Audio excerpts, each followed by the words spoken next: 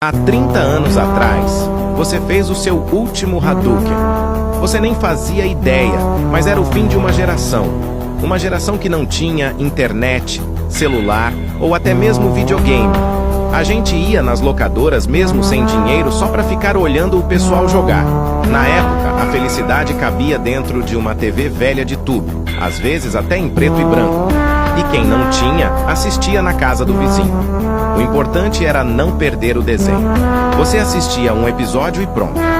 Já saía na rua dando voadora no vento, tentando soltar Hadouken, Shoryuken e sempre arruma briga com alguém.